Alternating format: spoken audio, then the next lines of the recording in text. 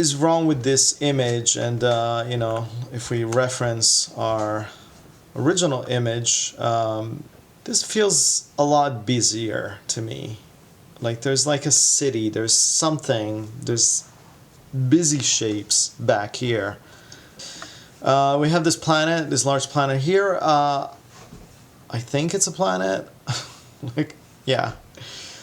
I'm also not like, if I'm gonna do this, I'm gonna do this in After Effects, and maybe this is gonna extend into like a bit of an After Effects-y also type of thing, so you kind of get like the full big picture. And last but not least, after really thinking about it, I think we need a dude. We need something, some sort of person here, a little bit closer to the foreground, that helps convey a sense of scale. I mean, not that we don't have a nice sense of distance right now, but I think having some dude standing here, or a girl or something, I think it's gonna help. The other thing that I would like to do is, now that I'm looking at the high resolution kind of version of this,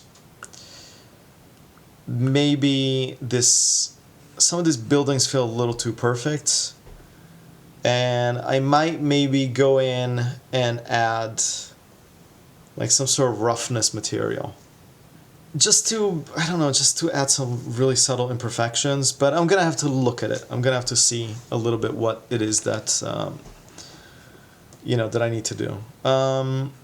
Okay, so I think we got a game plan of sorts. I might also end up changing the lens of my camera, because I'm not crazy about this. Ooh, there, like that. I'm not crazy about like the buildings are kind of angling. This is kind of like a bit of a wide angle lens, you know, where like it tends to kind of distort the sides and kind of, and we're like low to the ground looking up, and it's kind of creating this, you know, this effect where, you know, our vertical lines, instead of being exactly vertical, they're like kind of tilting inward. So the first thing I want to do is let's worry about like making our distant buildings a little bit busier. So how am I going to do that? I have a plan, and it involves going back to my Utopia import guy right here. This is where I had like all my little pieces parts that I brought in. And I think what I want to do is I want to use mops. So let's do that. Mops. If you guys know mops, and if you don't, you should definitely watch my tutorial on mops, because mops is pretty awesome. Mops, Henry Foster is the creator of mops. Him and I can't remember his name. Shit. German dude. Moritz Schwind. I don't know. Moritz. Henry Foster and Moritz created mops. I feel like such an idiot. I can't remember this guy's name.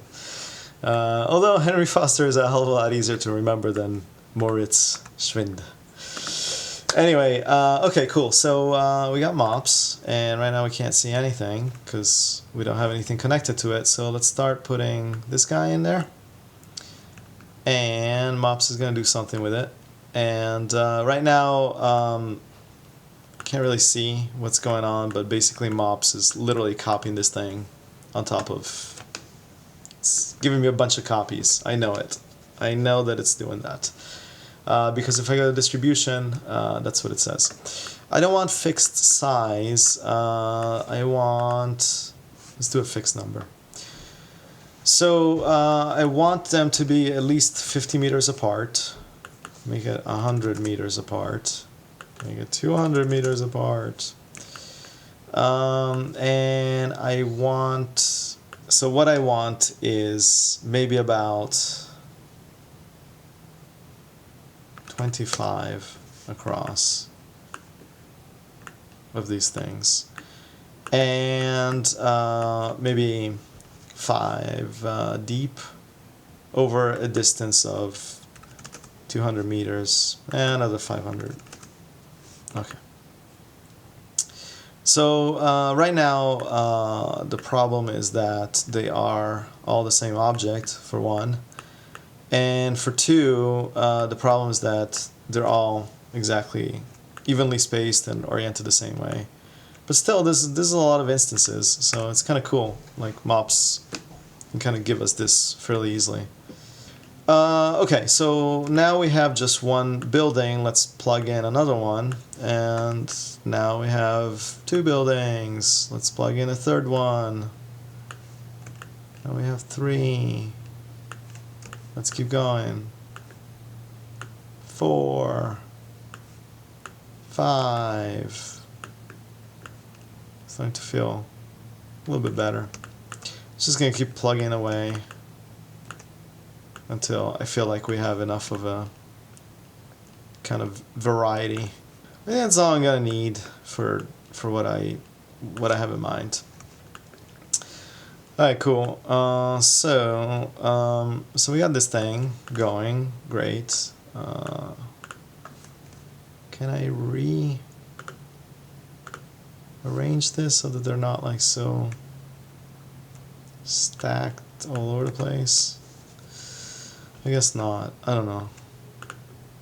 I'm just yeah, who cares?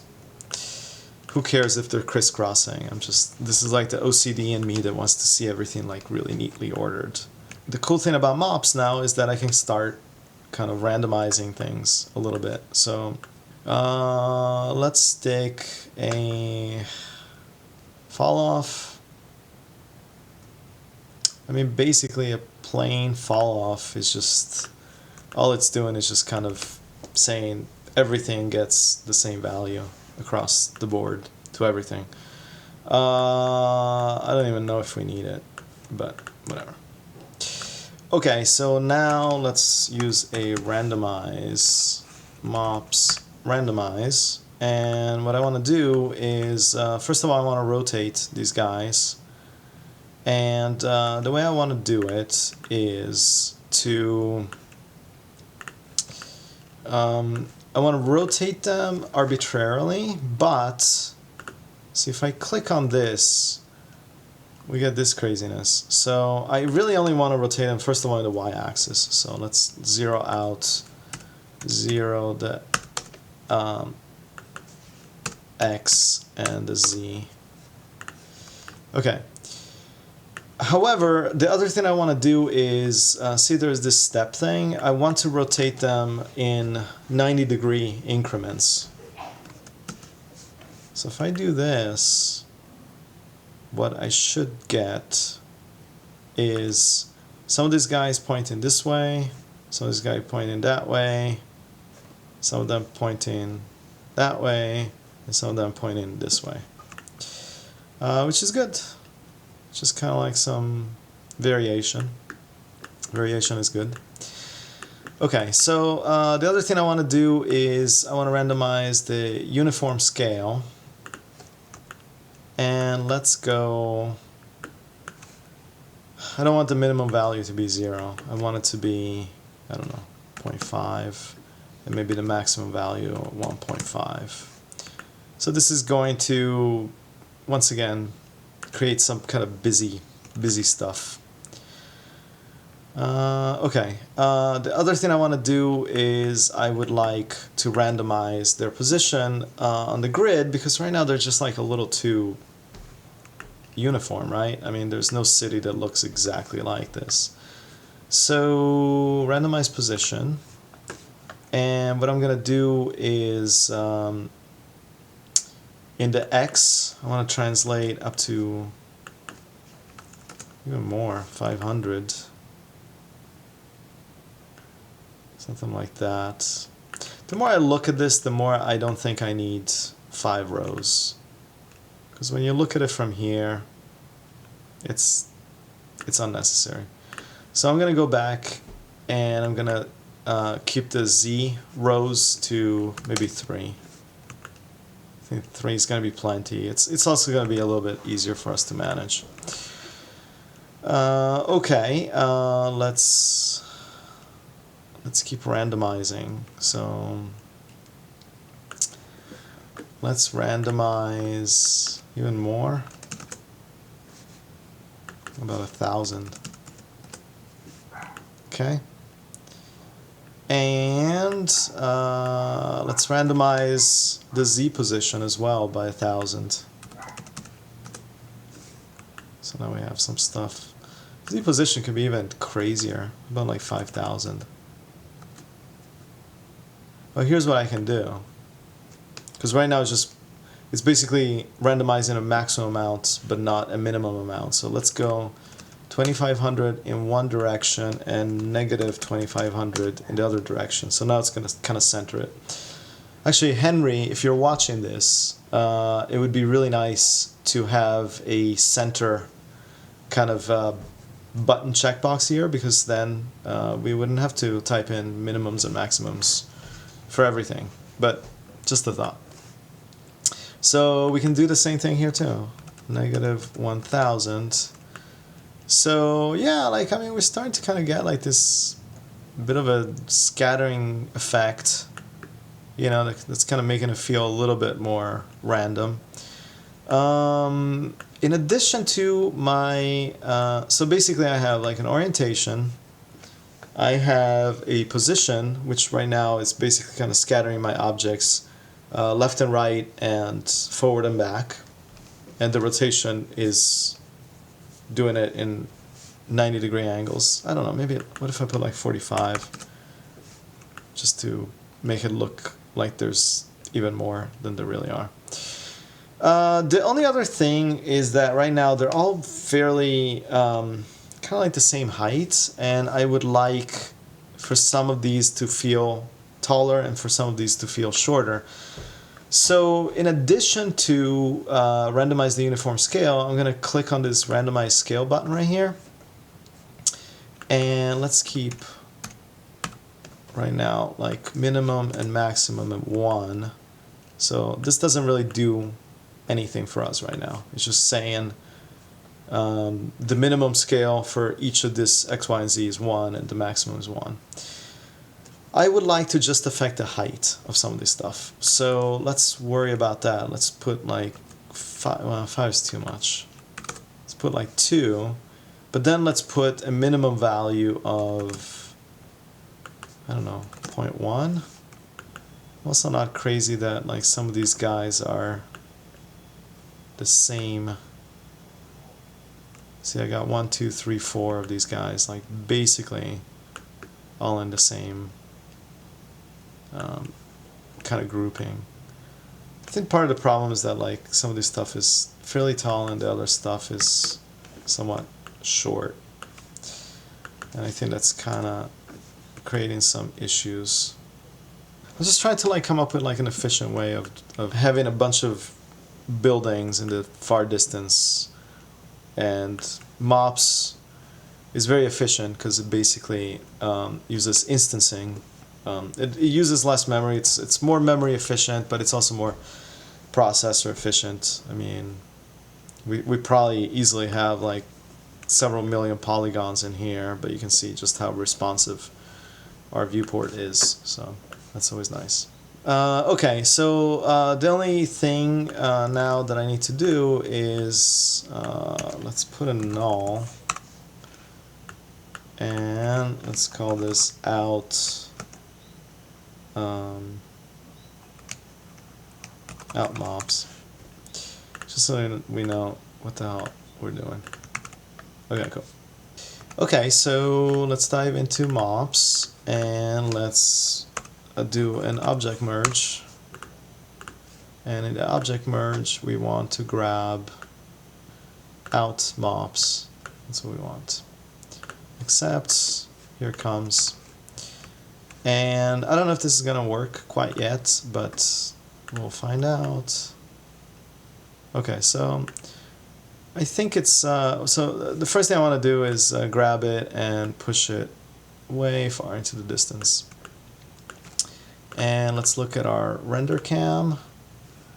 Okay, so we're starting to have a little bit of cool factoring here. I also want to lower it because right now it's feels like it's hovering a little bit above the horizon, so minus 100. Okay, I mean this works.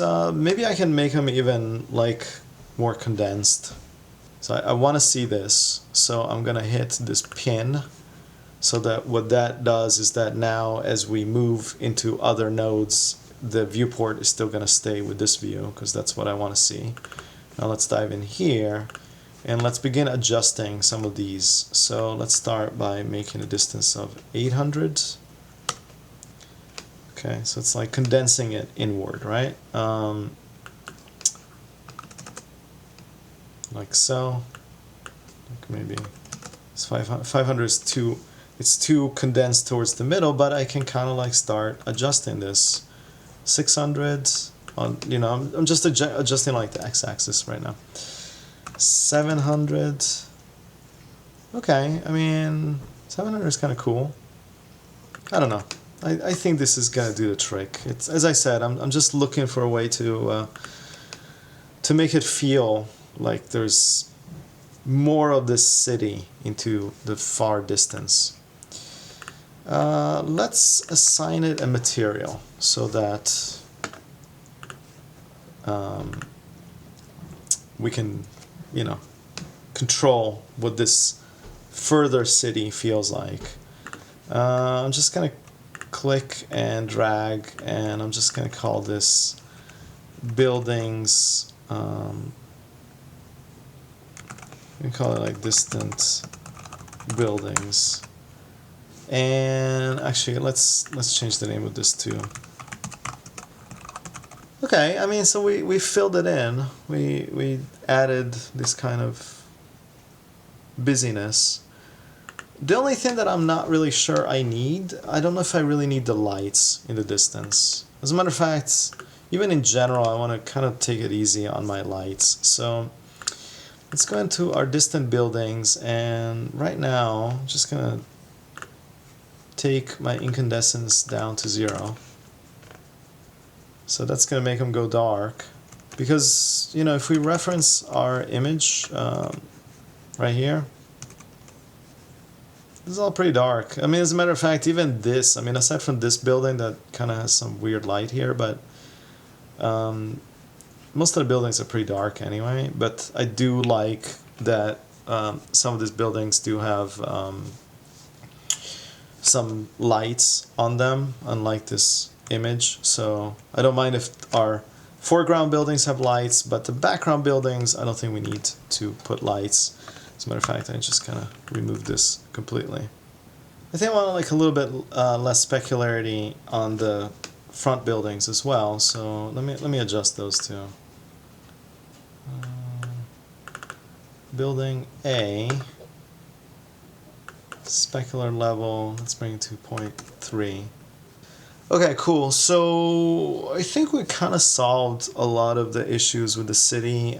I bet now if I add my low fog, for instance, it's subtle, but it's there. And it kind of brings us a little bit closer to this reference image that had like some of this low-laying stuff. So what I want is, see like this texture right here, it's kind of perfect, right? I mean, it's like no surface is quite like that. And I mean, at first I was thinking, well, maybe we could kind of like bring in a displacement map. If you watch my displacement maps tutorial, then you know about displacement maps. But maybe we don't really need that, also because displacement maps sometimes tend to kind of add just a little bit of additional computation that maybe we don't really want to deal with. However, maybe what I can do is I can bring one of my dirt maps from the ground, my little grungy map, and use it to drive the roughness of my buildings, and maybe that's gonna be just enough just to kind of make it feel like there's like some dirt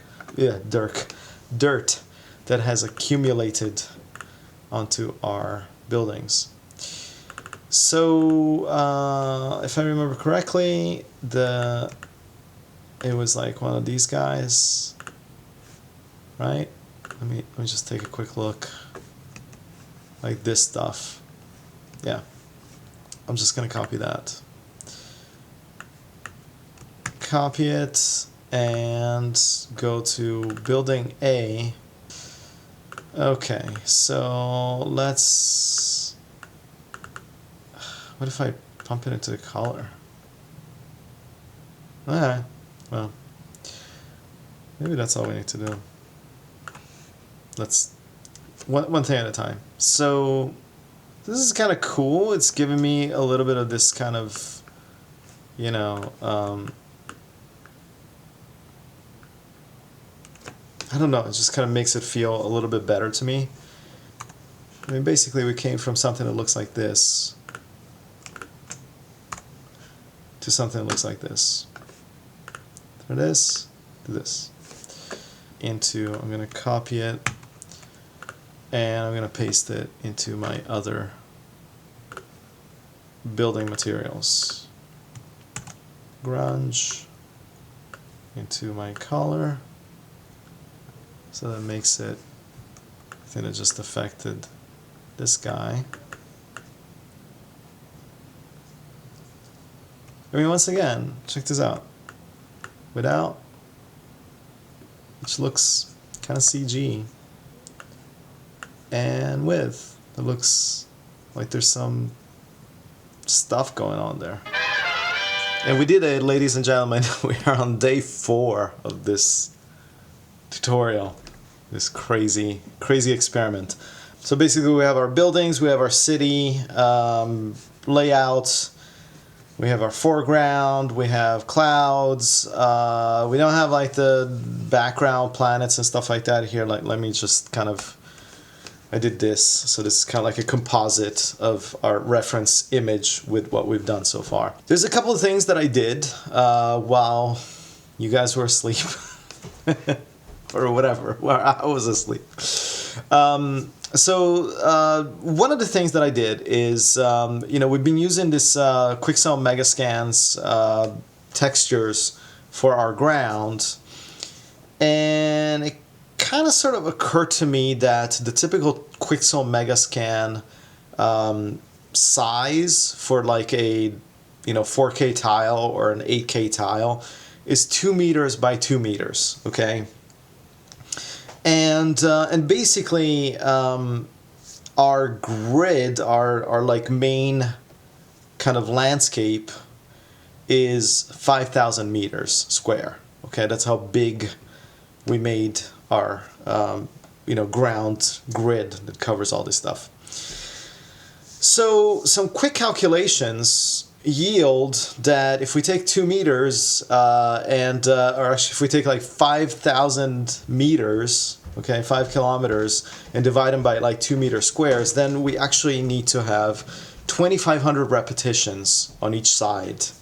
2,500 in the horizontal, 2,500 repetitions in the vertical to kind of have something that's to scale, at least, you know, that it matches the Quixel Megascans. Now we are using the non-repetition kind of, here, let me see here, let's jump back into Houdini.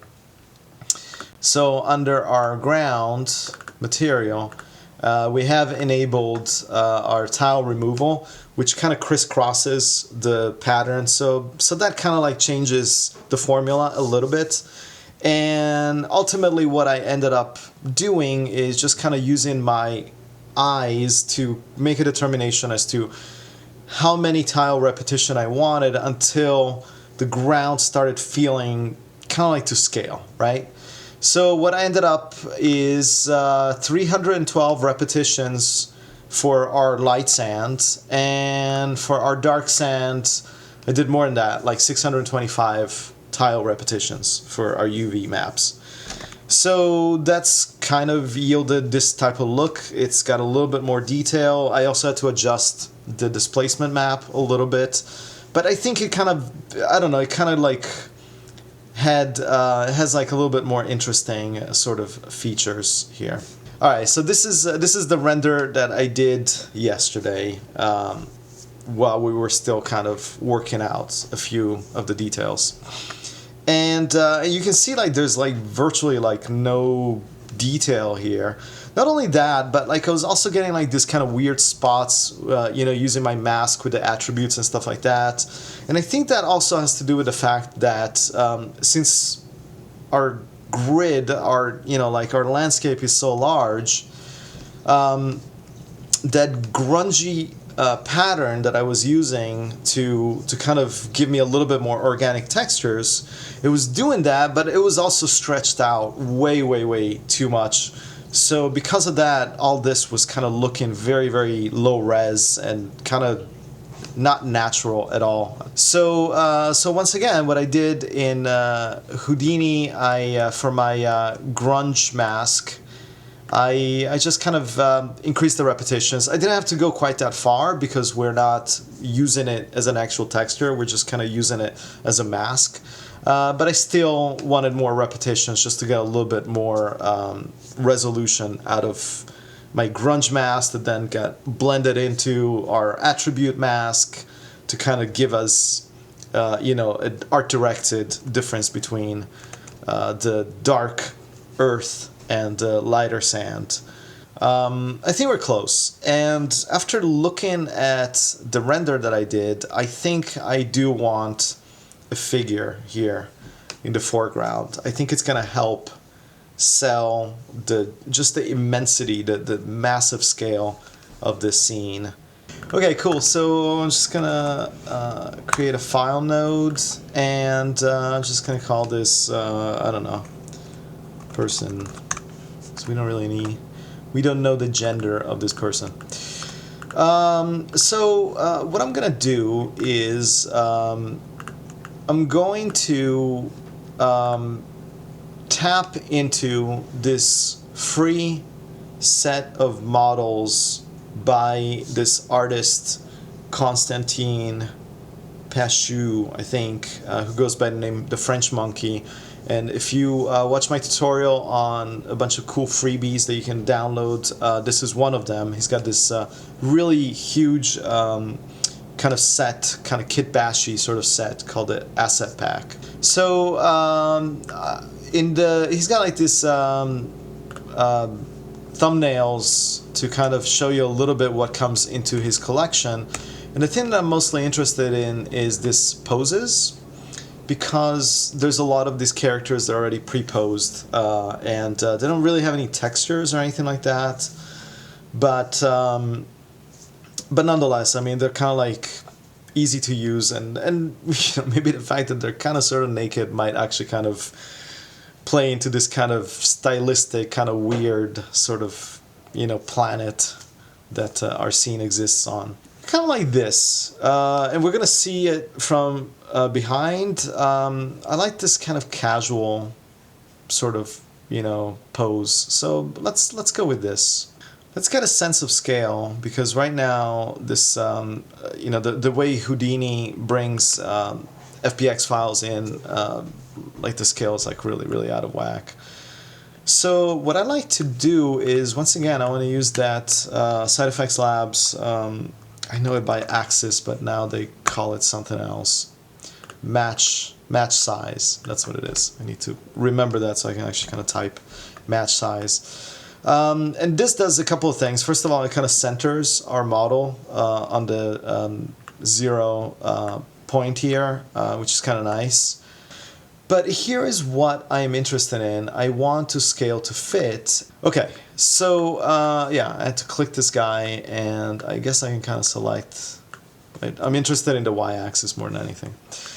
So right now she's exactly 1 meter tall. She's kind of fitting inside like this 1 meter tall box. And 1 meter is kind of short for a person. So I am like around like 1.7 meters, 1.75, something like that.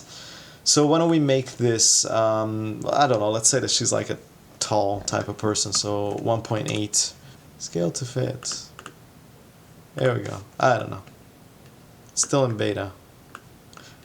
Anyway, when everything else fails, just kind of start clicking and unclicking on stuff, and hopefully it fixes what it needs to fix.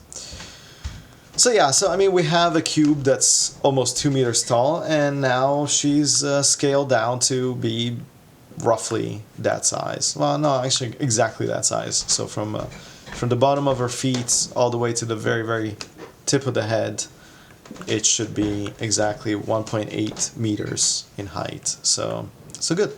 So anyway, so as I said, like, I mean, I think we're reaching a point where we kind of sort of need to step away from our reference into our own creative direction. Let's go back into Houdini, and let me talk just very, very briefly about camera lenses. It really helps to understand how a camera lens sees the world, and it helps to have like a really good sense of what certain lenses will do to the image versus other lenses.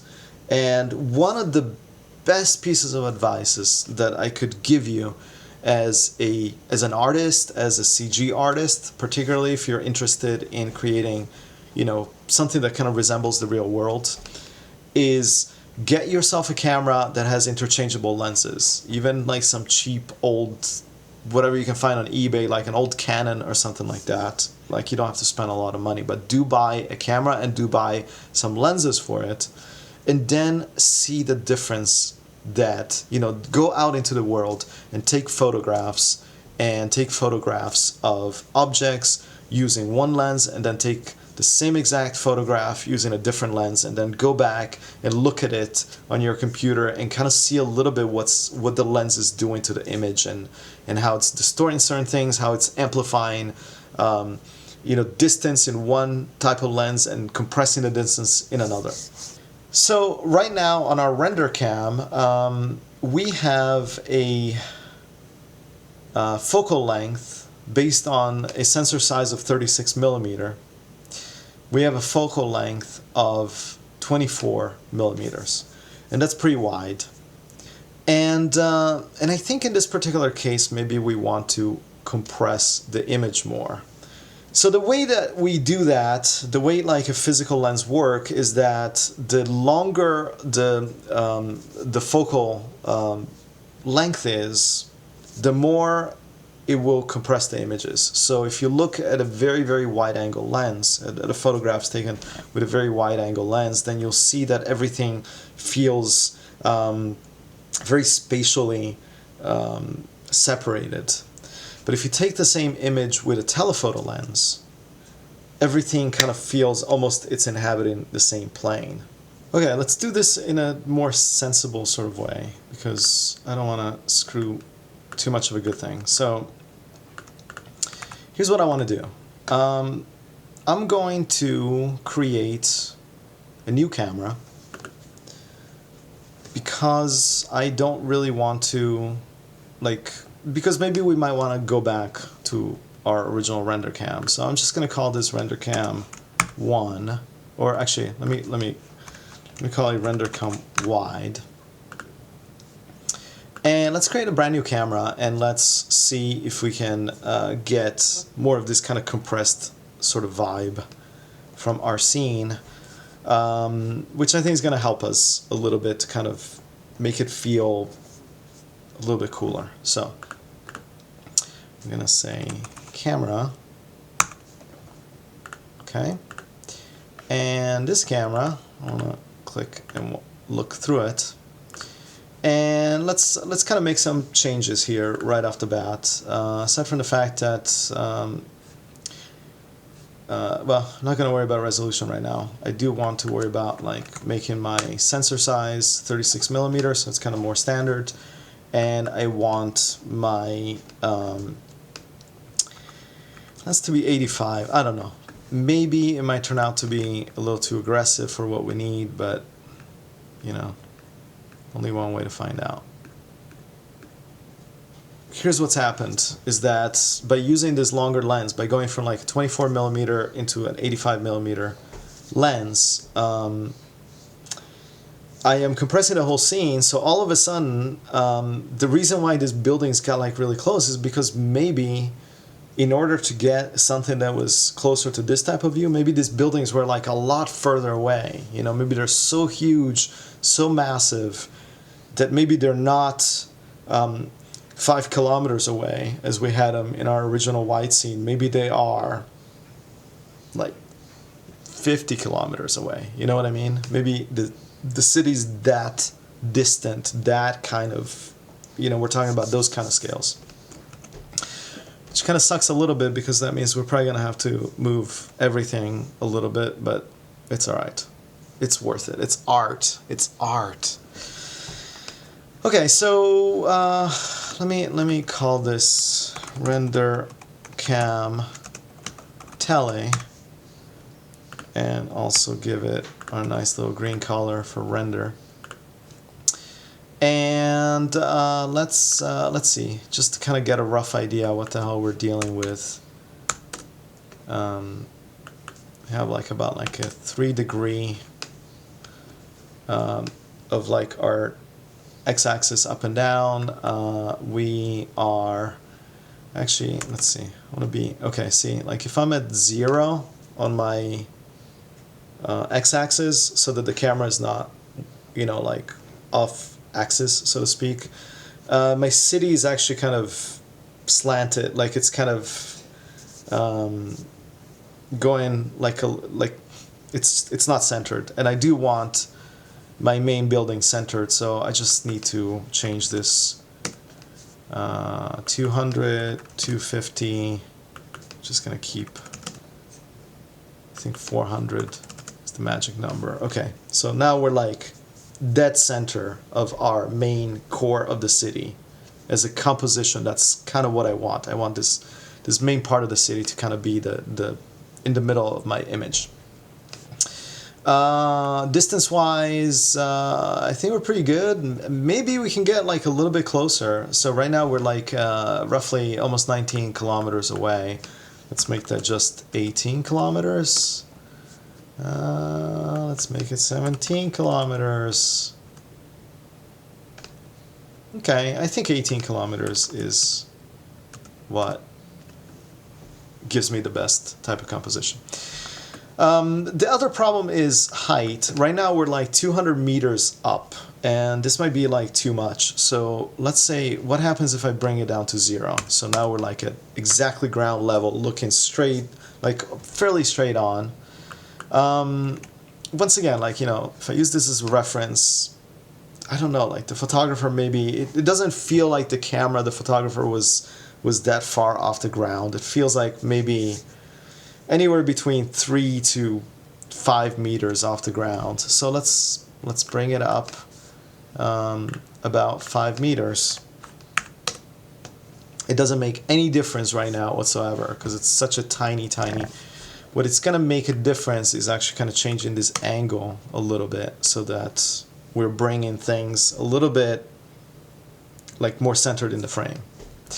So basically, if we look at my scene, if I zoom way out, and I mean, in retrospect, I think it's always good to work at scale, but sometimes maybe that can become really unruly, and maybe it doesn't make as much sense to work at scale. But my camera is right here. The ground plane is very close to the city. It's not really helping me because I need to see the ground closer to the camera, and the ground is gonna get kind of hazy in the background anyway, so I don't really need, I can cheat this. I don't need the ground to be in the city. I really don't. I'm never actually gonna see it. So I'm just going to go into the Z, and I'm just gonna slide this closer to where my camera is.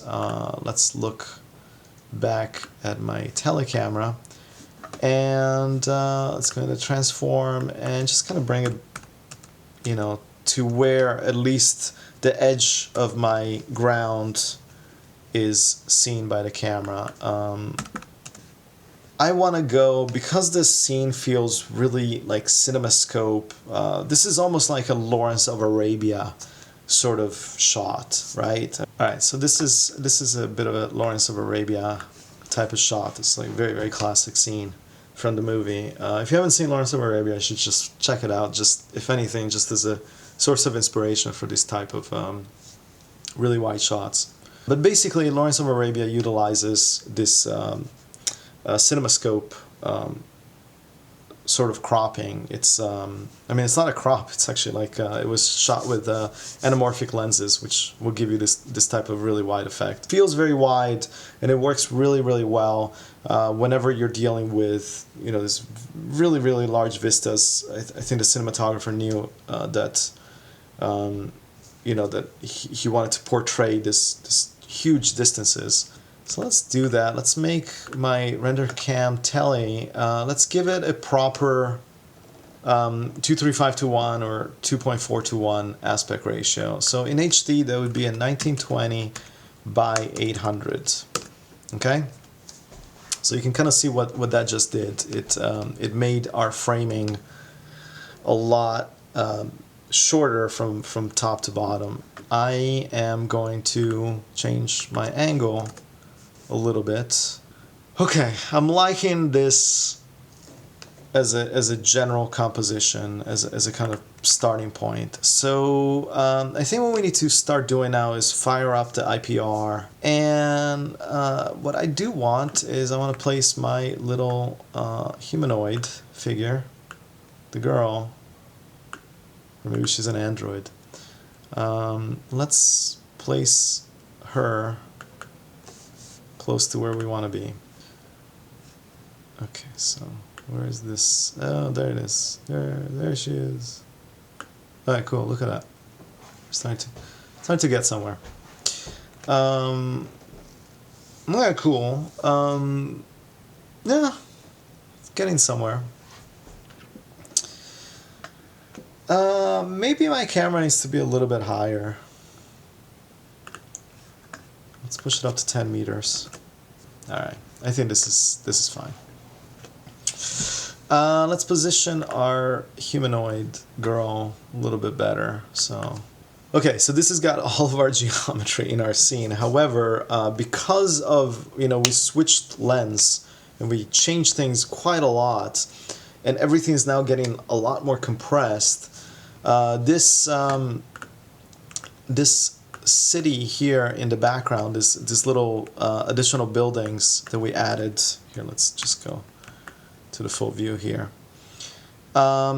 These guys now feel a lot closer and also like a lot more spread out than I wanted them. I kind of wanted my two side buildings here, like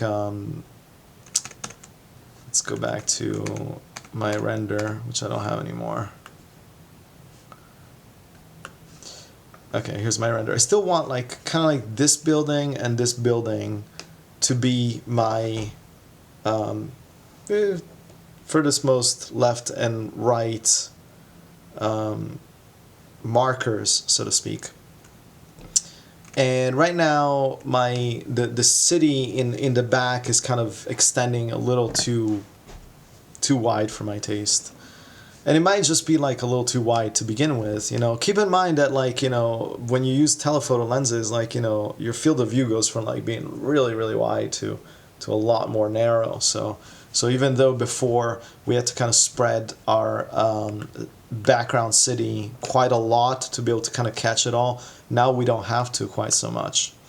But let's start by pushing it towards the back, because I do think it feels a little too compressed anyway. So let's go to my distance city, and instead of being minus 10,000, let's make it minus 20,000, and let's see what that does for us. But not quite there yet, because we're still like too wide. We still got like a little bit too much being spread out in the background. So what I'm gonna do is I'm actually gonna jump back into my MOPS composition, and I'm just going to say make this width, this distance. Speaking of width, I need like a wider webcam. That's what I need. Just compress it. Just, you know, make it smaller. So instead of 500 meters, let's make it 300. Okay, so without boring you guys to death, I just basically made my my city here, like this distant city. I just kind of changed my grid a little bit. I made it like narrower. It's still kind of, you know, giving me a nice little kind of interesting shapes in the background. I'm still kind of randomizing them and stuff like that.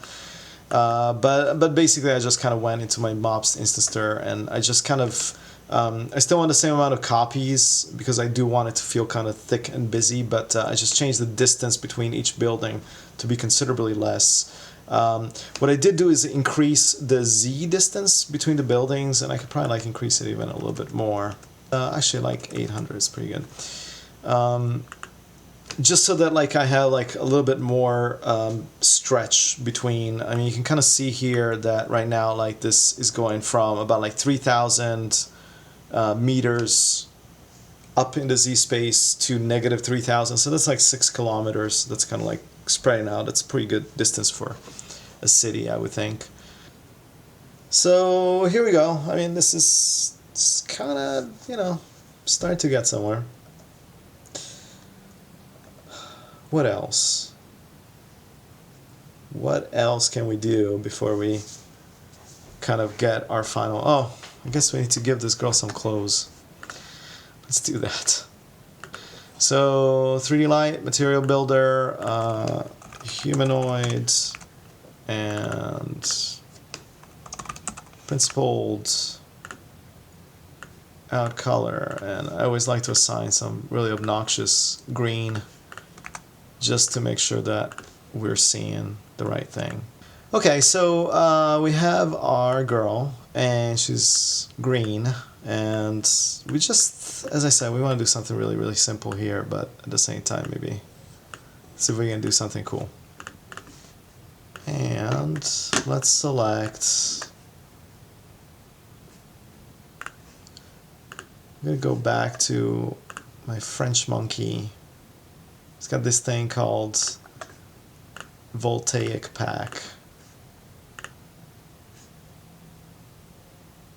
And Voltaic Pack has a bunch of these little weird geometric patterns to it. This one you have to buy, but it's not free, but it's not that expensive, and it's kind of cool. Comes in handy. We could be using Displacement for this. I mean, same difference, but I don't know. Let's try this. Like, just I don't feel like launching Displacement and going all crazy right now. So, all right. So if I put this into my color, white, like very bright lights. Let me reverse it, invert it. Okay. Okay. This is cool. So nice. We're done. I don't know, it just kind of looks a little cool. Androidish. Maybe this girl is like kind of part human, part android. I'm just going to option, drag, and then I'm just going to pump this into my displacement. And we get this that looks weird, and I think it's because it's still inverted, so let's invert it back. So that's kind of cool. It might just be like too much, like too severe of a displacement. So let's go. Oh, I know what. I need to switch this to bump map to displacement. And once I do that, I get crazy. Yeah, this is insane. And the reason why this is insane is simply because the scale, the intensity is like 1, and it's just like too much. It's kind of causing this like really insane amount of displacement. It looks kind of cool if you're ever wanting to do some kind of crazy I don't know, abstract art piece. This is a good way to get there without any work. Let's cut this down to 0.1. Now she looks like a fat weird baby. 0.01. And I'm gonna do something else with this, because why not? Might as well reuse it with more stuff. So I'm just gonna, once again, Alt, Option click for Mac users like me, and make a copy of this. And now I'm gonna, I don't even need to make a copy. I can just kind of pump this. That's the whole cool thing about nodes, is that you don't have to like make tons of copies of it. But anyway, whatever. Let's put it into my incandescence multiplier. And I'm gonna go here and I'm gonna change the incandescence color to something crazy like blue. And now she's all completely blue. Do we have to restart our IPR maybe? No. So why is that? I think it's because I need to invert this. And if I'm just going to use this inverted version of the same texture, I might as well just kind of pump this guy in here, because this is already inverted. So there you go. We're done. And maybe I'm just going to call this regular and this inverted, just so that I know what's what. Let me just put a remap node. Remap, except I want to plug it in here. Out color, out value really. It's a float value anyway. I'm just gonna make the blacks blacker, like so. Okay, so I had this weird thought, and I thought, well, maybe she's got like a bit of a companion. Maybe she's not there on this planet by herself. Maybe she's, I don't know. I just want to kind of like make this a little bit more my own scene. I don't want to like kind of, as I said, like we're kind of stepping away a little bit from the original reference, and you know, and maybe trying to kind of build a little bit more story about this character and what is her plan and stuff like that, you know. And I noticed that in the French Monkey asset pack, the free pack where we got the girl from, there's also this kind of robotic looking type of dude, and I thought, well, I mean, I don't know, like, I mean, maybe it could be kind of interesting, right? Okay, so once again, like, this thing's way too enormous. So I'm just gonna use a transform, make it, right now it's like 25 meters. Really big. Let's go with 0.1. What does that make him? Maybe 5 meters? I don't know. We might kind of adjust it to taste. Null, out. Let's get into texture mode, and then we'll place him. I'm gonna turn on I'm gonna switch everything off, so we don't need it. Fire up the IPR.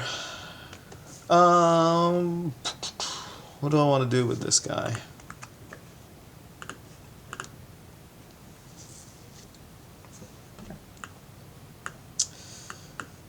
I definitely don't want him to be green. I know that much.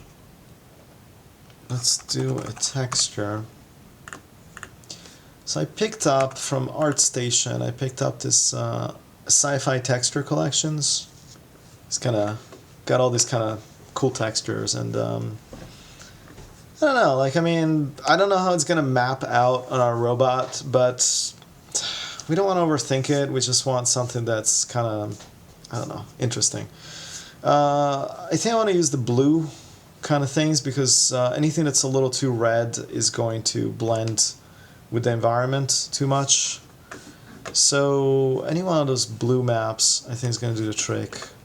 Let's start with our diffuse map. Just going to diffuse, and I'm just going to pump the color into our guy, and 3D light is going to do its thing, and then it's going to show us a little bit what's going on. Yeah, I like this. It's busy, but it works for me. Okay, so that's our diffuse. Let's option click, drag, and let's load another one of the maps that comes in this particular kit. We have displacement, glossy, normal, specular, and the preview. So let's go with glossy and put our glossy into our roughness. Let's put a remap. And I want some stuff to be like really, really shiny and some stuff to be really, really dull. Maybe not that dull. Okay, and what else can we do? So this is my glossy. Let's see what happens if we bring the displacement in. Displacement T. I don't want to invert the displacements. So we do it gives us a normal. I'm kind of over normal maps. Screw normal maps. Who needs them? Everything is displacement. Render engines. I mean, you know, we're not using a game engine, so use displacement. Damn it. All right. Out into normal. That's gonna look kind of weird because we need to change this to displacement centered, and now, and if I put the intensity to 0.05, start getting a little bit more of these kind of interesting, I don't know, pieces, parts kind of stuff. Another thing I want to try is I'm gonna go into the base material and just make it metallic. See what happens, because it might be kind of neat. It's like this kind of anodized metal. Looks cool. I'm sorry, I'm kind of like thinking a little bit, and I'm thinking, what if we put a light somewhere, like in this here place, like little light in there. Let me go to the top view. And hello. I need to highlight my robot. There you go. Let's put a point light right here. Boink. And let me go to the side view. This is the side view. And bring the point light up. Look at that. That was too easy. But yeah, I mean that's it. I just wanna line this up a little bit. So what we're gonna do is we're gonna make the light a child of the of our robot nodes. But before we do that, we want to say keep position when parenting, because we don't want the position of the light to be reset when I connect these two. So just gonna put the light in here, zoom in, just gonna connect them, and now wherever we move the robot, the light is gonna follow, which is exactly what I want.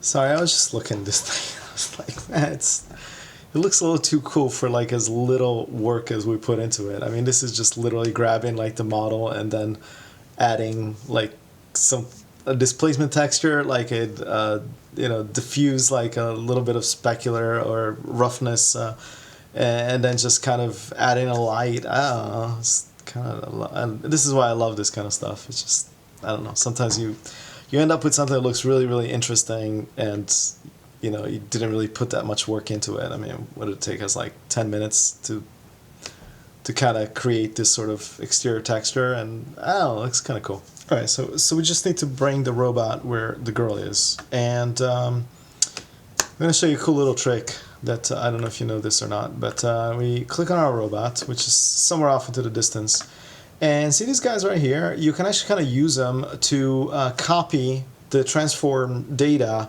from one object into our object. So what I want to do is like click on this guy, and all I have to do is just kind of highlight, select this girl, and the moment I click that, look at that, the robot basically arrives at her position, that is kind of copied. So that's kind of neat. And our light is staying with the robot, which is good. And let's see, maybe I just want to rotate it a little bit and offset it by the x-axis. And yeah, it might be a little too large. I don't know. I do want it to be bigger than she is, but not that crazy. And maybe the robot is a little bit behind her. Okay, so basically, let's see if I can make this make a little bit of sense for you guys. So this is how our scene layout is. We have our camera right here. Then we have our ground plane.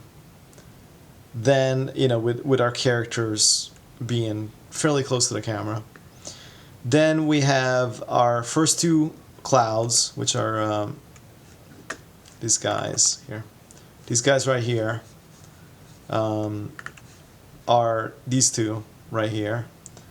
And then we have our main city.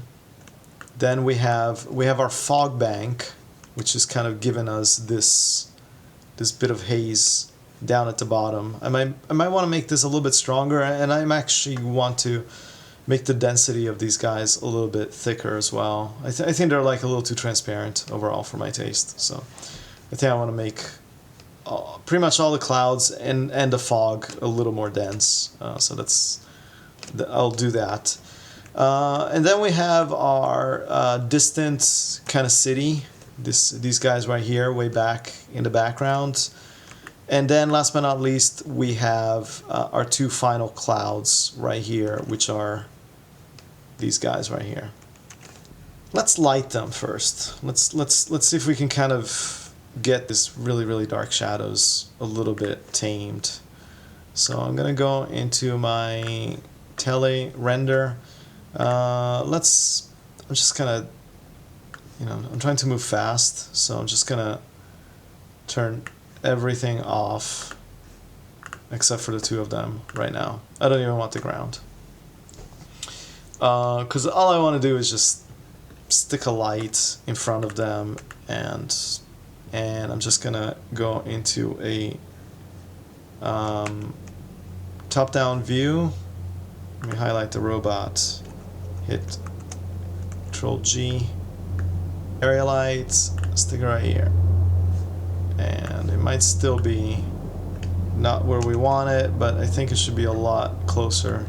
Okay, so here's our light, and let's fire up the IPR. I also want to get rid of this background. Let's just do pure black here. It's ugly, but I think it's what I need to do in order to be able to kind of see what the hell I'm doing. So here's my area light. I'm gonna make it a little bit larger. 5 by 5, 10 by 10. When you have this normalized light intensity to area function right here, what that basically says is that no matter how large the light is, don't change or make the intensity kind of relative, so that like even if this light is huge, the intensity is never like bigger than I guess like this value right here. But I actually do want the size to impact the brightness. I do. So I can bring this guy down 25. I just want like a hint. I just want to break up this this kind of like really hard. I want to separate them a little bit more, and I think like having just a little rim light is going to help me do that. I'm just looking at the bottom of my IPR and trying to get the light to really not hit the ground at all. See, like right now it's hitting the ground, so I'm just kind of angling it until it doesn't hit the ground at all. That's what I want. And the other problem with it is that it's much bluer. Like, I mean, it's really not blue, it's just white. It's just that because everything is so orangey, it feels like it's like not in the same ballpark. So what I'm gonna do is just kind of make it, just kind of bring it into like this orangey vibe. Okay, we're so close. So close to just being done with this scene completely. So what I did is if you look at the previous image, what I did is I raised the girl and the robot a little bit off the ground to overcome this displacement, so it doesn't look like they're kind of sinking into the ground. And the other thing I did is I actually kind of like increased the displacement value into my ground texture because I wanted to get a little bit more of these kind of pebbly sort of features here. I also want to raise this cloud up a little bit, and I want to raise this one up a little bit more. But there's another problem with these two clouds, which is, see, like, it's a little bit like the same issue that I was having with the robot. It's like there's this kind of dark shadow contrast. At the very bottom, they're like really dark. And the reason why this is happening, why they're like so dark at the very bottom, is actually because it's because we actually don't have any ground underneath our clouds. So there's nothing for the light that's going to come in to bounce off of and reflect into the clouds. So because of that, we have this really dark shadows, because the light is literally like kind of penetrating this non-existing ground as opposed to kind of bouncing back up, which is what would normally happen as like the bounce, you know, the light hits the ground and then reflects and bounces. So the bottom of these clouds wouldn't be quite this dark. So this is like a really easy fix. I just created a grid, just a basic plain old grid. I'm just gonna create like a very simple material for this. Just honestly, like, I don't need to spend hardly any time on this whatsoever, so I'm just gonna call this like bounce. Put like a principled in here. I'm gonna bring the roughness up a lot. I just want it to be really rough, as if it was the ground, really. And I'm just gonna call this bounce. This is helping a lot. As you can kind of see, the bottom of the clouds look considerably lighter than what we had originally here, right? I mean, it's a pretty big difference. Maybe too much. So what I can do now that I've assigned a material to this ground, well, I can do two things. I could either bring the ground down, or I can make this reflective material a little bit darker. So let's maybe do that. I'm just gonna make it like kind of this middle gray. Gonna hit render again and see. At this point, like, I'm not even like using the IPR anymore, because we're very close to the finish line, and I just want to be able to kind of compare these little subtle things. So, and I'm back. Day 5, right? If I'm counting correctly. Different shirt, although I think I wore this shirt on the second day, but I did laundry in the meantime, so it's a clean shirt. Don't worry about it. All right. So let's see if we can wrap this up once and for all, and let's see if we can turn this into our final segment, where we're going to do like a little bit of post-production in After Effects, and maybe going to Resolve. We'll see. So this is where we started out, our original really cool inspirational painting that we wanted to kind of sort of use as a guideline. And from here we went, or I went, I should say, to this first, kind of rough render.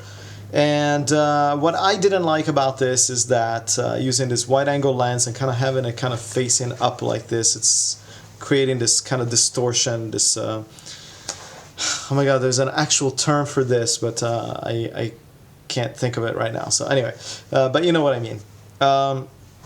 So basically I wanted to address this by changing the lens. We were using a 24mm lens originally, which is fairly wide. And then what I did is I ended up switching to an 85mm lens, which is kind of like entering into that like telephoto lens. It kind of compresses things a little bit more. And it definitely kind of like keeps our lines fairly straight.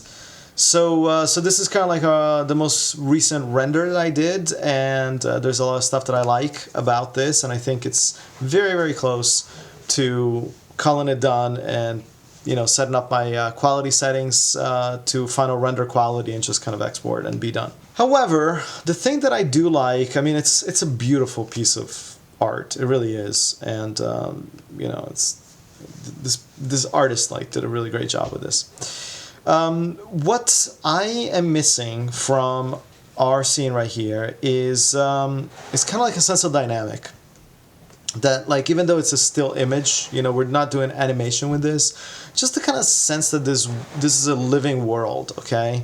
And what this gives me is this cape that is blowing in the wind, okay? And my brain is extrapolating that there's wind in this scene, and it just kind of makes it feel like there's a certain dynamic that is built into this particular world, okay? It's not a static object. It's not like this, it's not a statue, you know, because, you know, like these buildings and everything is like kind of very, very static, but you know, the artist sought to put like this wind kind of blowing this cape, you know, like, and I think it really, really adds a lot to you know, to this particular piece, and basically, you know, looking at my image, I'm missing that. You know, everything feels a little too static, and I would love to kind of add this kind of sense that there are environmental elements in this kind of desert plain, and then there's the wind blowing and stuff like that.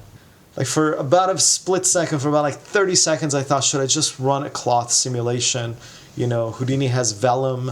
I could probably just kind of create a, you know, like a basic grid, like high poly grid, pin it to the shoulder of this girl, kind of like run some wind, run the simulation, kind of stop at a frame that I like, and then just kind of export that as, you know, static geometry, and then just kind of bring it back into the scene.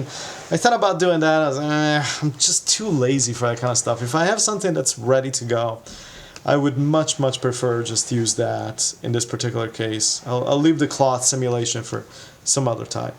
So then I remembered that there is another collection, and unfortunately it's not freebie, but this is from Video Copilot. And this is a collection. It's not a free collection, but I highly, highly recommend that you guys consider buying this, because it's got like really usable models. It's basically kind of like a kit bash, and it's part of like the Motion Design 2, and basically this is it. It's $100. This is the best $100 I ever spent. Well, maybe not ever, but close. It's a lot of incredibly great geometry that's ready to be used. Now, most of it is designed to be used with this Element 3D plugin that Video Copilot has created. But thankfully, Video Copilot also includes OBJ and FBX files, and they're great. The geometry is great. The polys is great. Like the topology, it's got like built-in UVs. It's pretty much ready to use. The cool thing about Motion Design 2 is that it's got cloth. And here, let me pull up some of these. There's like the OBJs, but basically they're just kind of pre-deformed pieces of cloth. Here's another one, and here's another one still. I think, is this the one that I ended up using? I don't know. But anyway, but this is a lot more in line with what I had in mind. It really doesn't look like much right now, but when you see it in the context of the scene, then you'll understand that this is all that is needed. So going back into Houdini, I basically pulled up here on my render humanoid. Let me hide the other objects and just kind of zoom into my girl. I just pulled up this, as I said, this kind of pre-made, I guess like distorted piece of cloth from the Video Copilot Motion Design 2 assets. And basically just kind of lined it up a little bit. I mean, obviously if we looked at it from the front, it doesn't look right. But looking at it from the back, at the right angle, I think it sells. I mean, you know, we kind of get the sense that it's attached to her somehow. And yeah, I mean, so I basically just kind of used the file import, used a couple of transform nodes to resize it, and then kind of put it into position. I used the mirror. I used the mirror node to basically flip it, because it was kind of going here. It was going the other way. And instead I wanted to blow from left to right, so I just used a mirror. Now if you use the mirror node in Houdini, which is really handy for this kind of stuff, uncheck keep original, or else you'll have like 2 copies of it, and we don't want that. So I just kind of unchecked keep original, and you know, and that did the trick. I mean, once again, trying to kind of be a little bit lazy about this kind of stuff, because I mean, we already put so much time and effort into this particular, you know, creating this particular image. And then I just merged them. However, I did want the cape to have a different material than the girl. And because of that, I just kind of created 2 material nodes, one for the girl to kind of have, like, remember the whole like displacement kind of high-tech sort of gear, and then another material just for the cape, and then I use the merge node and kind of send them out together. And basically for the cape material, I mean, once again, trying to be like as simple as possible. I didn't do any roughness map or anything like that, just kind of went into my principled node, and I assigned this kind of like a bit of a dark blue sort of material. I made it very, very rough, like roughness of 0.8, and that looks like this. Look at that. Yeah, I mean, and that's kind of my final render. If you look really, really close, there's a little boogaboo here where like my area light behind them is kind of casting a little bit of brightness on the terrain. And after rendering for like, I don't know, about like 2 hours at super high resolution in 4K, I'm like, you know what, if I need to fix it, I'll fix it in post, because it is a still after all. But I think I'm just gonna leave it. I'm just gonna pretend that it's just like a slightly different coloration of the ground. I wanted some AOVs. I wanted some individual channels, because just to give me some additional flexibility. It really doesn't add that much more to my render time, but it's going to give me that much extra flexibility in post. CI is effectively my beauty pass, so this contains everything. Then I have a diffuse by itself. This is just like basically like the direct lighting, all the light that's hitting the materials and is diffusing on the surface. I added a reflection, which some renderers refer as specular. This is basically all the light that's getting reflected from the surface. Then I have a volume scattering. This is basically just my clouds and my fog and nothing else. I have an incandescence. So incandescence is kind of cool, because this is going to be all the little windows in the buildings. So I have a little bit of control there in case I want to make them brighter, or, you know, maybe I want to like desaturate them a little bit, or whatever it is that I want to do. I have that option. I have a Z depth just in case that I want to add some additional elements, and I want to kind of place them maybe like in front of some things, but like behind some other things. I don't know if I really need it, but I thought, well, you know, why not? Let's add it in there. And last but not least, I gave myself a geometry cryptomat. So what this is going to do is it's going to give me a cryptomat for each of my elements in my scene, just in case I need to isolate something and tweak it and I don't want to affect the rest. You guys can go ahead and hit render on your end if you're following along. But there's one last thing that I want out of Houdini before I move into After Effects. And that is, even though we don't have any movement in the scene, we really don't need, you know, nulls or camera movement or anything of that sort. I did want to bring the camera with me. I feel that, I mean, it's not that difficult. I guess I can kind of tell After Effects. It's an 85mm camera with a 36mm sensor, but I just want like my camera position and stuff already set up in After Effects. So I'm gonna use the handy dandy AE Houdini 2 AE add-on that I did a tutorial on and that I highly recommend. Click this guy, pulls up this window, and the first thing we want to do is tell it which one is my camera node. I have 3 cameras here. Whoops.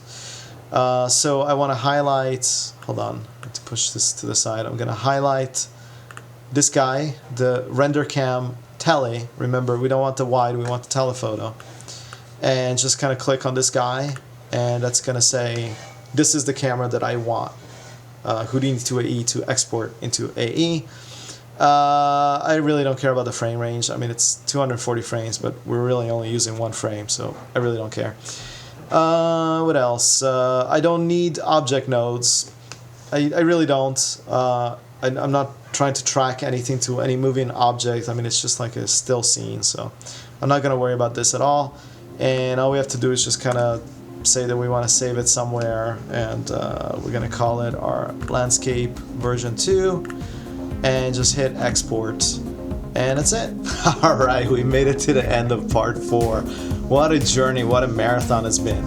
So in part 5, we're going to be doing some post-production to our image in After Effects. So we're gonna bring our final render into After Effects, and then we're gonna create our planet in the background, we're gonna create a sky, and we're gonna make some final tweaks to our image, and then we're gonna go really briefly into Resolve to do some final you know, color grading adjustments to our image and export it as a TIFF, and then we'll be completely done. Okay?